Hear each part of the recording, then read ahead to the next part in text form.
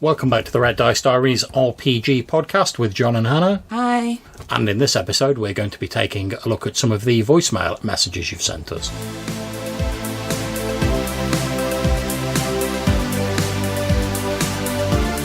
And our first voicemail message is from Barney of the Loco Ludus podcast. Take it away, Barney. Hi, John and Hannah. I'm finally getting round to leaving a message on SpeakPipe for you. I'm ringing with, I guess, a favour, and I don't know if you are the right people. I have the feeling that you're the right people to ask about this.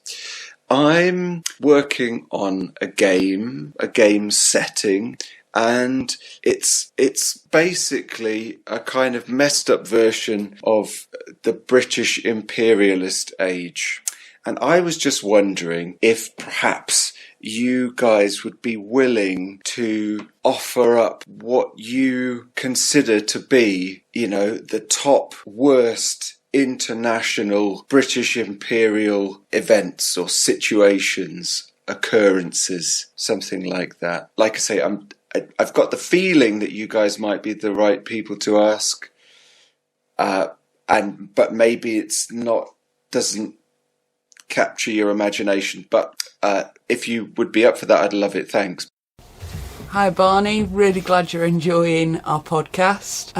This is one that is obviously quite difficult for us because as people that were educated in Britain in the 80s and 90s, we weren't told about any of it. I found out the other day about the awful famine in India that was going on during World War II. I had no clue that had even happened before then, and I'm horrified that I am so ignorant of it. And I would say that that's probably the worst hangover of imperialism, the fact that we are so ignorant of what did happen. So I'm really glad to hear about your game. It sounds like it could be quite an interesting way to educate people on this. I think for myself, I agree with Hannah. It's we obviously got quite a biased education sort of back in the 80s and 90s. One of the things that's always stood out for me when I've read a little bit about this afterwards is the hypocrisy of some of the era. So you'll often hear people say, whenever slavery or something like that is discussed, you'll often hear people say, slavery was outlawed in England quite early on. We were one of the first to outlaw it. And yes, we were. However, we didn't say, no, you can't bring slaves into England. All we said is you can't enslave people in England. We were quite happy to deal with... You can still put them into indentured servitude. Yeah. we were quite happy to say to people, just make sure you enslave them outside of our borders. Then if you want to bring them in, that's absolutely grand. So we were sort of trying to have our cake and eat it in terms of the empire there, so we could still hold ourselves aloft and say, yes, aren't we good and morally pure, if you will, because we've outlawed slavery, while also going, yeah, but we quite like the profits and all the benefits that come from that. So whenever I start reading into it, it's always that sort of hypocrisy that stands out to me. That idea of you've got to try and project this image of this sort of pure and noble empire bringing civilization. British man whose home is his castle, who's free to run his life the way he chooses. Exactly, and the empire as a whole, the sort of popular image as was portrayed back then of we're bringing civilization, we're uplifting all these places, we're colonising, which now we know, we did take certain traditions over to different places, but we know now that obviously all those places had their own traditions and their own civilizations, which weren't any less valid than ours. They were different, which is obviously what led to friction and led to our sort of forebears going, that's different, therefore it must be wrong. We must teach them our way because we're the empire, we've got the correct way. But obviously we now know that not to be the case. So that's my big holdover. It's the hypocrisy of saying one thing and doing another. Luckily, in most places, that doesn't really exist now. Politicians. But, there's still a few holdovers. We can dream. Yeah. So I don't know if that's what you were after, Barney. Obviously, neither myself or Hannah are massive history majors or anything like that. I was terrible at history when I was at school. And to be honest, I don't think even if I had been able to memorise all those dates, it would have been an unbiased viewpoint. So I hope you've managed to get something out of that, Barney, and thank you very much for your call. And it looks like next it's another call from Jason. Take it away, Jason. Hey, Hannah and John, Jason here. I know I haven't called you very much lately.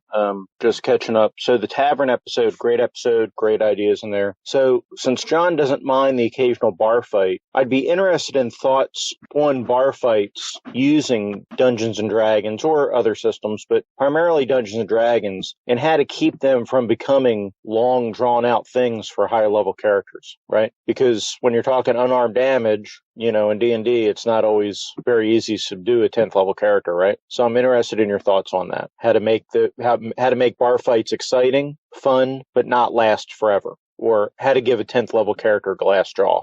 Good luck with that. Hey there, Jason. I know you've had a lot to deal with recently, so don't worry about it, dude. Thank you very much for calling in. It's always appreciated. And yeah, I can see the issue with bar fights, to be honest. Like you say, certainly in D&D and stuff, when you've got all the hit points in the world as a high-level character, it's kind of difficult to like keep the old sort of bare-knuckled fighting very interesting. And myself and Hannah are going to put our thinking caps on, have a think about that, and try and do an episode, you know, like so many reasons or ways to keep a bar fight interesting. The only thing I would say for now, and obviously we'll elaborate on it later on, is that bar fights are very chaotic. There's always something going on. They're not the normal sort of orderly combat. And I know that combat simulates various different things and we have to make it orderly because it's easier to manage. But I think certainly with a bar fight, it shouldn't be a case of you tick through the initiative one by one. Everyone takes their actions. It should feel a lot more chaotic and like stuff's coming at you from every side and going on. Now, I'm going to elaborate on that when we do an episode, and I'll have a think about your problem with regards to giving that 10th level character a glass jaw, and hopefully myself and Hannah will be able to come up with something, so keep an eye out for that in the future.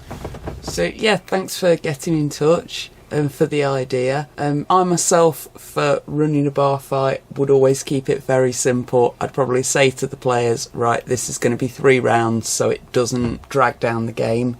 And if we wanted a lot of detail on the fight, I'd use miniatures for it so that people can keep track of that chaotic combat, and yet you can still get that combat in there. Yeah.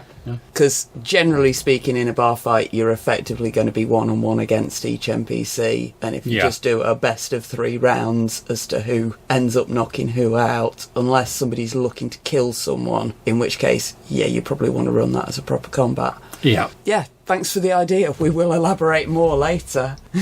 Hey, Hannah and John, Jason here. Finally caught up on your podcast. I may sign up for that online con. I have to see if I'm going to be off those days or not, but I'm glad you plugged that. When I say sign up, I mean to run a game. The Graveyard episode was great. Some neat ideas in there, some interesting thoughts. In the Kraken episode, I didn't know they had expanded and had a Kraken cult and did all these crazy things in later editions. What I remember in first edition, I don't even remember a Kraken. I just remember a giant squid that just did regular giant squid stuff. No capturing humans and make them feed it kind of thing, but just pull down ships and fight whales and things like that. So I learned a lot during your Kraken episode. Thank you for putting it out, and I'll talk to you again soon. Thanks ever so much, Jason. Glad you liked the episodes. Cult of the Kraken particularly making me chuckle because I was in the Cult of the Kraken at LARP. I even wrote a song about it at one point. Yeah, and as we were saying in the episode, there's obviously been a clear move in sort of D&D as the editions have gone on, certainly with the higher challenge rating creatures, to really sort of bump them up and make them seem legendary, whereas, sort of like servants of gods or demons or stuff like that, or demigods, whereas in the earlier editions, being a sort of higher challenge creature just meant you were bigger or you were harder. So in the case of the Kraken in the old one, you've got your giant squid. It's just a bigger squid. It's got more hit points. It does more damage. It can pull down ships. Whereas, because they're trying to make everything more sort of epic and grandiose in the later editions, which isn't necessarily a bad thing. It's just different. They're obviously pushing this whole, it's got to be this big mythic creature. And as we said in the episode, it's achieved more of a recognisable place in popular culture thanks to the Pirates of the Caribbean films and whatever. So I'm sure that has also helped with that. And I believe Jason's also got some things to say about our How to Leave a Game episode that we published recently. So take it away, Jason. Hey, John, Hannah, just listened to your How to Leave a Game podcast. Great stuff. You hit on the end what I was going to call in and say. It's on the player to make sure they can attend a game before they sign up for it. obviously things happen. We recently had death in the family, so obviously that wasn't planned, although, it was long-term help. Regardless, there are things that come up that people can't plan for. We understand that. But as John can attest to, most times if I try to sign up for a game, I've done this with John multiple times. When he started his vampire game, I said, hey, I'd love to do that, but here's my schedule. And we looked at it and we figured, no, this really isn't going to work. So I didn't sign up for the game. I'd love to play with John, but if the schedules don't match, it's silly to sign up for the game, And what you're an adult, what your schedule is. You know if you're realistically going to make those sessions or not. So I don't know. Anyhow, good podcast. Talk to you later. Oh, by the way, speaking of schedules, I mentioned my last call about Albicon. I was going to try to sign up and run a couple games, and I sat there in the car driving home, and I actually came up with 2 great scenarios and the games I want to run. I don't know if I'd run one or both, but thinking, yeah, this is going to be great. And I got home, looked at my schedule, and I'm working that weekend, so no con for me. But it at least helped me brainstorm some game ideas. Thanks again, Jason. Yeah, I could not agree with you more, dude. I think it's our own responsibility to be aware of our own schedule. And as you said, we've had this conversation a number of times where I've been running games or you've been running games and we've wanted to play in them, but we've sort of talked about the schedules, like adults, and then we've gone, it's not really feasible. So what's the point in signing up for a game and then going, oh, actually, I can't make it because of my schedule. So I think you're absolutely right. Putting that out on the table at the start lets you make an informed decision about whether you can feasibly play the game or not. And as you say, we all know things happen, unexpected things crop up, but you need a solid foundation to start on, and then if unexpected stuff happens, it happens, but you have to have a little bit of planning to start with.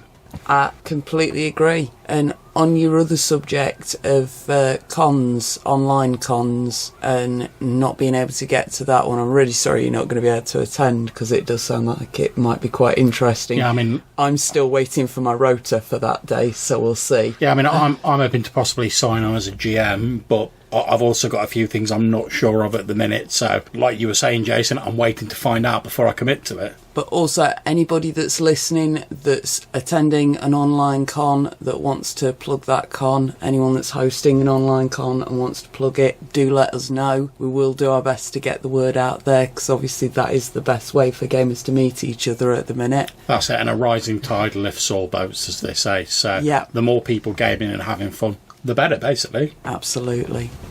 So thank you very much for that call, Jason.